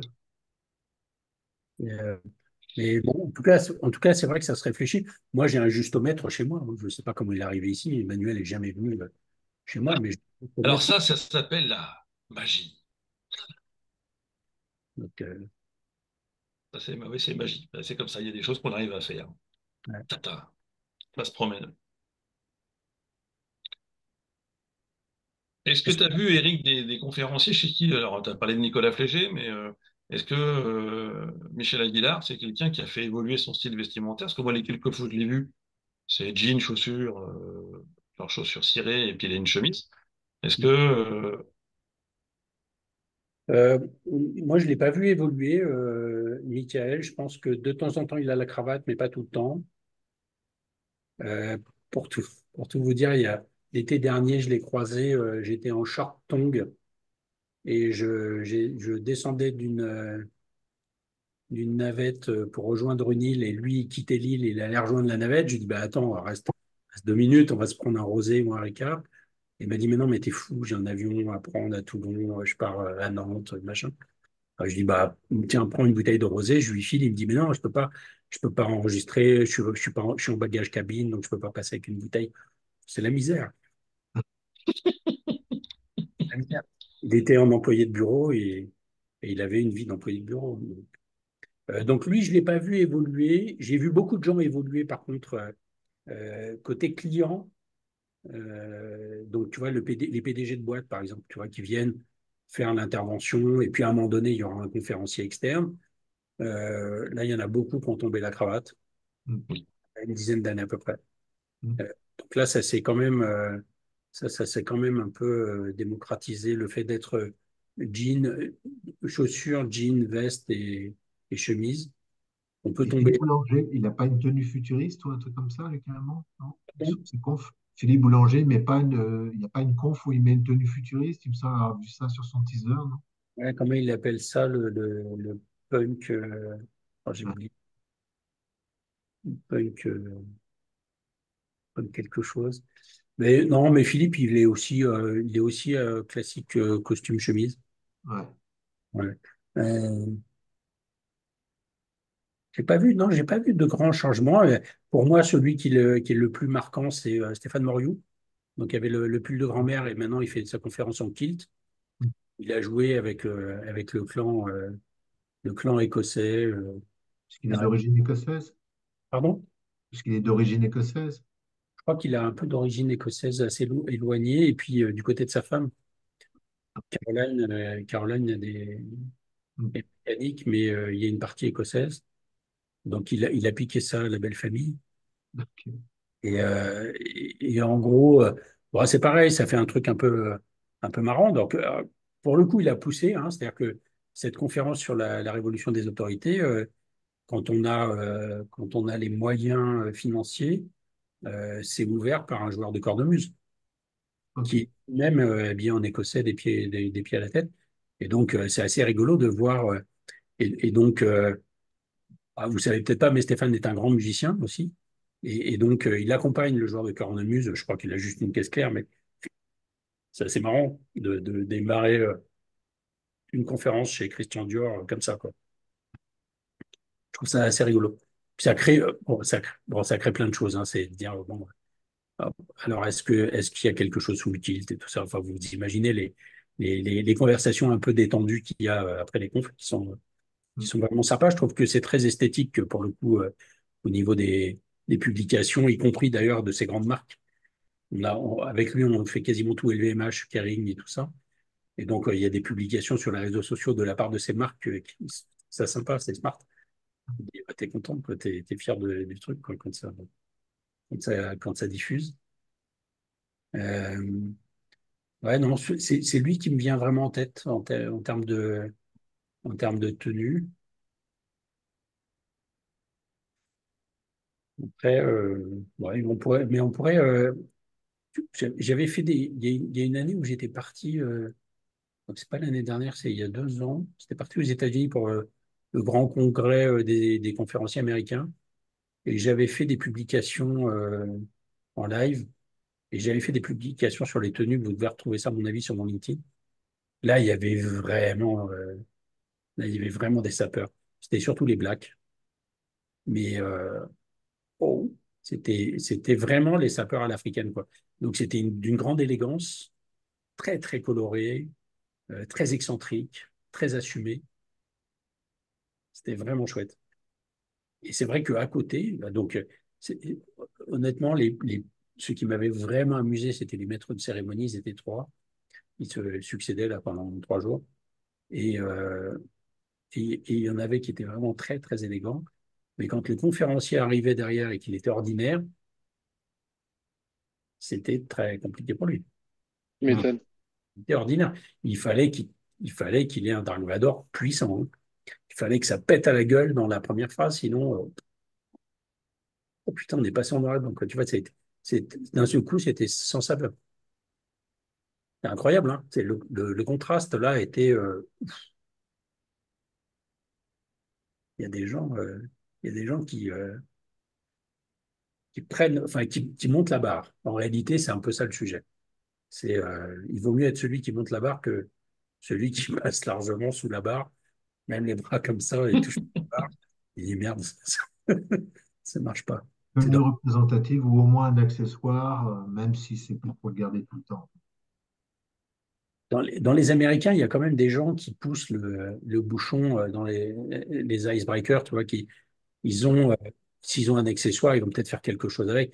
Tu vois, tu peux imaginer un conférencier qui vienne et qui démarre par un numéro de claquette. ou qui rentre en effet sur une musique ou qui fasse, tu vois, si il y a Michaela Merck en France. Euh, de temps en temps, elle fait la roue sur scène, alors qu'elle est bien en working girl. C'est rigolo. Alors, elle a été championne de gym en Allemagne, etc. Donc, bon, elle utilise évidemment quelque chose qui fait partie de sa personnalité. Mais bon, c'est marrant de se dire à un moment donné, tu peux arriver à faire le pitre en réalité sur Ouais. scène. J'avais fait sur le Stress avec un airbag moto, c'est avec une petite lumière, je sais pas comment ça s'appelle. J'avais pris mon airbag avec les non, c'est bien fait, etc. Enfin voilà, effectivement, ça fait ça se fait, et après tu peux le garder, c'est pas gênant. Mais bon, ça va plus avec le sujet. Ouais. Il y avait le côté biker aussi, mais plus qui se protège, quoi. Après, peut-être que je pourrais l'ouvrir. Ça me coûte une capsule à chaque fois. Tu le fais péter, les gens ils vont se souvenir Un peu du de, bruit que ça a rendu. mais un peu de talc dedans pour que. Non, mais ça, voilà, avec la lumière, le machin, etc., ça faisait. Mais je trouve que enfin, je vois plus le rapport avec Optimalist, là. C'était sur psychologie positive encore. Je pourrais jouer là-dessus. On travaille à Annecy avec une agence là, avec Eric Mesnier sur allez, on se dit ça sera peut-être un nouveau format de conférence, donc beaucoup plus euh, multimédia avec des effets spéciaux et tout ça. Donc, envie de faire ça avec des incrustes de bandes dessinées, donc quelque chose qui soit Ouais, ouais, de la conférence augmentée en fait. ouais, ouais. Alors, ça peut être, je pense que ça va un peu dans le même sens, c'est de se dire ouais, s'ennuyer un peu moins, faire quelque chose d'un peu plus riche, un peu plus coloré. Nicolas Felger, encore une fois, lui, il fait ça, hein. Sa conférence, là, il m'a donné trois plaquettes. On a trois plaquettes différentes. Donc, il y a la conférence à 5-6 000, j'allais dire, qui fait sur des petits groupes sans artifice particulier, quelques slides, mais c'est tout. Et puis, il y a la conférence gros spectacle, où là, on est plutôt à 35 000 et où là, on fait venir les animaux, il y a beaucoup d'effets spéciaux, il y Ah, a, il y a son et lumière et fumée et tout ça est amené par lui, par sa régie. Donc, il vient avec son régisseur, il vient au moins 24 heures à l'avance pour installer tout ça, etc. Beaucoup d'interactions avec le public, il fait venir des gens, il a des costumes pour habiller les gens qui viennent sur scène et tout ça. Donc c'est très puissant. Bon, la conférence a toujours sa signature, mais il y en a une, c'est vraiment, tu es dans un schéma spectacle, quoi. Tu es dans quelque chose de. un ancien du spectacle, non? Ouais, je pense qu'il a travaillé un peu dans le monde du spectacle, mais surtout, Ah, il travaille avec une agence à Casablanca pour bosser là-dessus. Et ok. puis, non, lui, le truc un peu original, c'est que ça a été un des premiers à faire, La comment ça magie. non, faire cette émission, tu sais, de télé où tu dois survivre, là, je sais plus comment ça s'appelle. Koh Ouais, c'est ça. Je crois qu'il a fait la saison 2 de koh un truc comme ça. Donc, bon, c'est ce côté un peu physique, un peu challenge. Mais là, il faut que je travaille comme Franck, quoi. C'est le même problème. Moi, il faut que je trouve un poteau qui tienne mon poids. Moi, je veux bien venir avec vous si vous trouvez une astuce pour perdre 10, ça va. Là, j'ai trouvé tuberculose, c'était pas mal. Pas mal. C'est pas mal, mais Tu là, vas à l'étranger, tu bois toutes les bouteilles d'eau que tu trouves. je les reprends. Donc ça, j'étais content, j'ai perdu 10 kilos parce que j'en avais pris 10 après avoir arrêté de fumer. Je les ai reperdus avec la tuberculose. Mais alors déjà, c'est pas terrible. Et puis je les ai repris, enfin, que c'est comme tous les régimes, hein, donc même celui-là, je n'ai pas encore repris complètement, mais ça prend. Ça dépend d'où tu pars. Moi, j'en ai perdu 24. Ah ouais. Ah oui, je faisais 125 à une époque. Là, je suis à 100. Je me tiens à mon quintal. Moi, j'ai une très bonne blague pour ceux qui font des conférences sur l'obésité ou le poids ou la perte, peu importe. On avait un projectionniste à Bar-le-Duc qui faisait 150 kilos. Il était steak, quoi.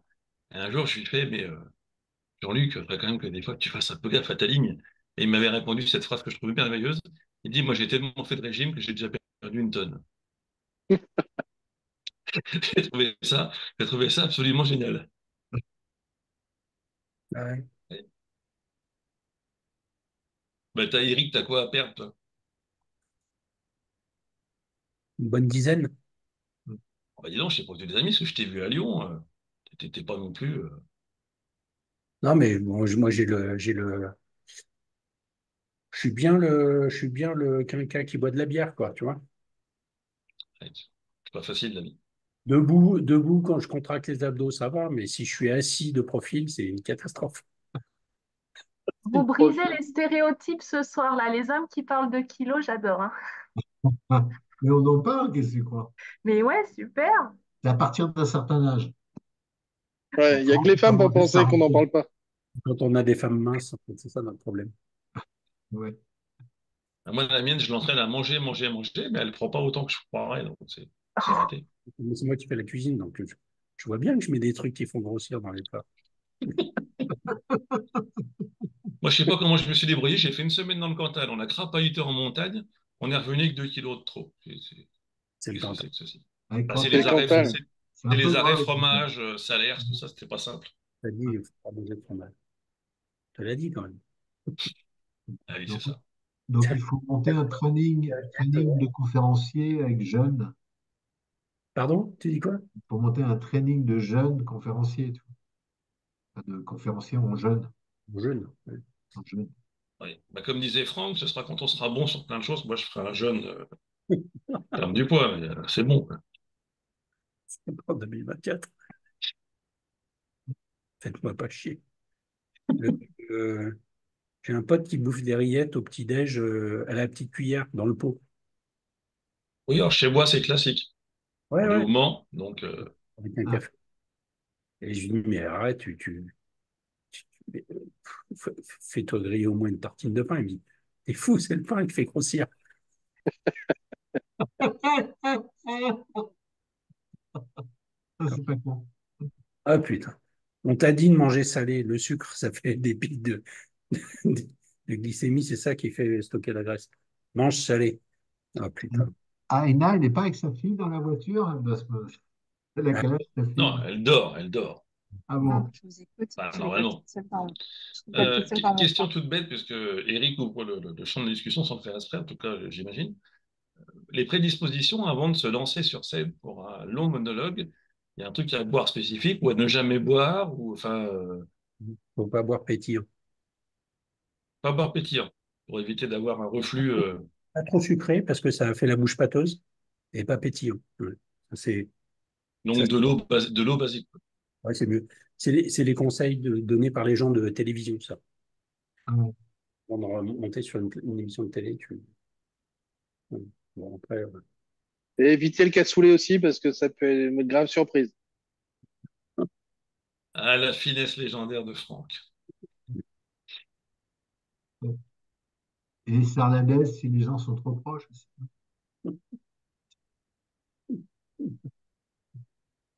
non, mais Il y a c'est une bon. expression québécoise que moi j'ai toujours adoré.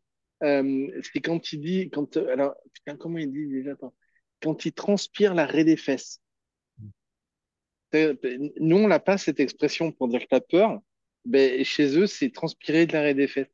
La première fois que je l'ai entendu, je crois que je m'en suis pas remis pendant 1 heure en fait. Ils étaient à table tous morts de rire et c'était chez Martin et Martin Latulipe et c'était un conférencier que j'aime beaucoup qui s'appelle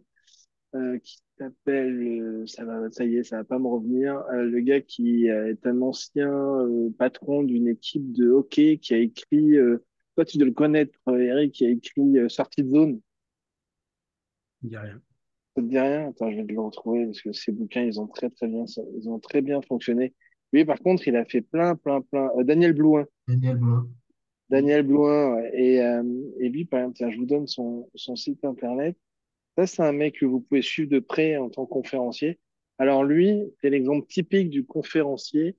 C'est dommage qu'elle soit plus là tout à l'heure. C'était Marine hein, qui a hésité à se lancer, je crois, à démarrer. Euh, Daniel Blouin, c'est l'exemple typique de mec qui est monté sur scène, mais en gros, genre, il savait dire son nom une fois qu'il était sur scène.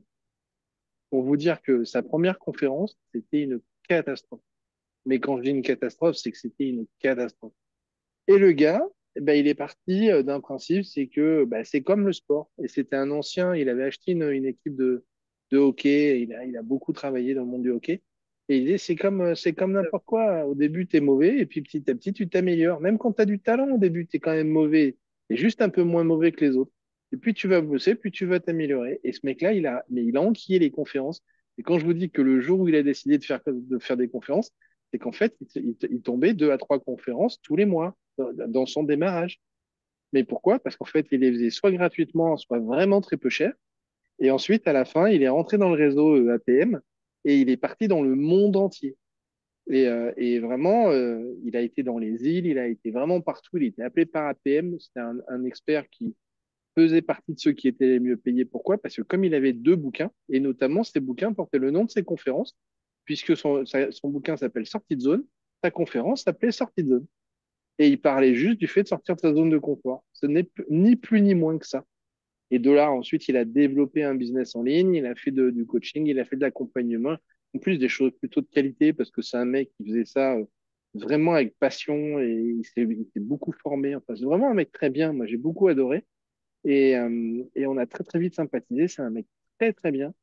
Je vous conseille de regarder son site et de le suivre un peu sur les réseaux. Et vraiment, il est super sympa. Vraiment aujourd'hui, en termes de conf, bah tiens, regardez, une de ses, Il y a un programme aussi de formation. Enfin, c'est pas. et maintenant, il a un programme de formation. Ouais. Ah merde, je peux pas partager. Tiens, Eric, attends, tant pis. Euh, Est-ce que je peux mettre ça, copier l'image? Est-ce que je peux la mettre là? Ouais, regardez, Moi, je, moi, l'image que je vous ai partagée. moi, je peux partager. Euh, Tac, Ouais. paf. Là, par exemple, la deuxième où on voit les trois, on appelle ça les trois. Ça, C'est pas cette con. photo, elle est d'anthologie parce que c'est une de ses premières conférences et il se retrouve dans une salle où il y a 3 balcons. Donc, pour vous dire, là, il y avait peut-être 800 ou 900 personnes dans cette salle. C'était une de ses premières, je le sais parce que j'y étais, c'est une de ses premières conférences. Je crois que c'était la deuxième conférence. Vous parlez de Martin Tulipe. Il y a un gars, je trouve, qui est très lié à Martin Tulipe et qui, enfin, je trouve qu'il est très bullshit. Il s'appelle David Lefrançois. Ça vous dit quelque chose? Ouais, Eric, je me permets. Moi, je Oui. tiens à ma neutralité suisse et j'aimerais l'appliquer tout de suite. Non, mais tu vois, dans le succès, dans le cas du succès